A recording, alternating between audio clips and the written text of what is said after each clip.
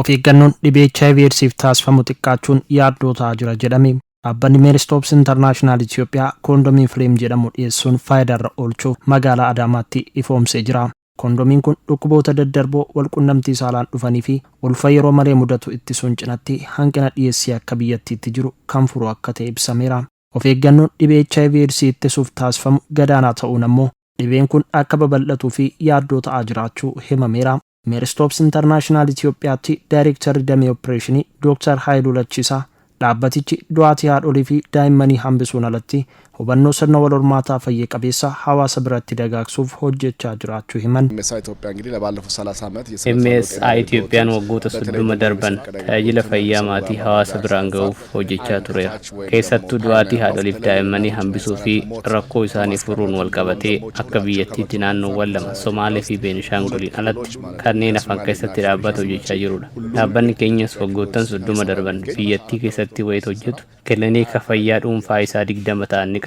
Kanneen gara mana yaalaa dhaquu hin dandeenyeefis qaaman mana isaaniitti tajaajila ni kenna. Hojiilee kanneen hojjetamaniinis bu'aaleen gurguddoo argamu ibsaniiru.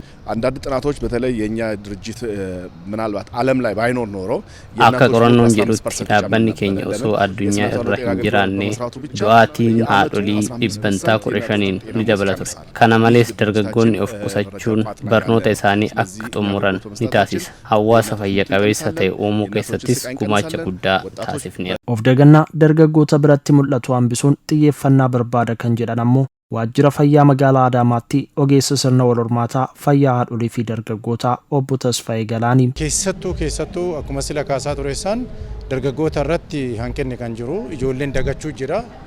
Dagannaan achirraa dhufu kun maalinni dhibeen walqunnamtii sirna walqunnamtii kanaan dhufu sun akka hin jirree fi odeeffannoo gahaan karaa hundaanuu darbaa jiraachuu dhabuu isaati. Deebiiti immoo namnis waa'een HIV kun dabbatamuu dhabuun isaa akka waan dhibeen hin jirreetti fudhattee ijoolleen amma baay'inaan parsantii guddaan miidhamaa jiru. Pirivalansiin yookaaniif immoo dhibeen kun achi keessattis mul'achaa kan jiru waan ta'eefu xiyyeeffannaa addaa kan barbaadu jechuudha.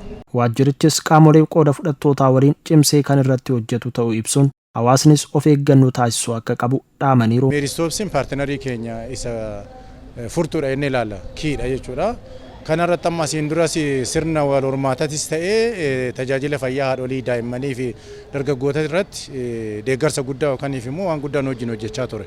Jiras immoo kanaafuu akka ammaarra kun arginu kanarratti wanni haaraan sooshaal maarkeetingii irratti kan fide kun uummanni maallaqa baasuu isaa qofa osoo hin ta'in lubbuu isaa baraaruudha. Keessattuu dargaggootaaf wanni naan dabarsu malee dagannaa tokko malee of eeggannaadhaan safe sex kan jedhamu kana odoo raawwatanii an jedhu san jechuun odoo raawwatanii qofa osoo hin ta'in raawwachuu qabudha.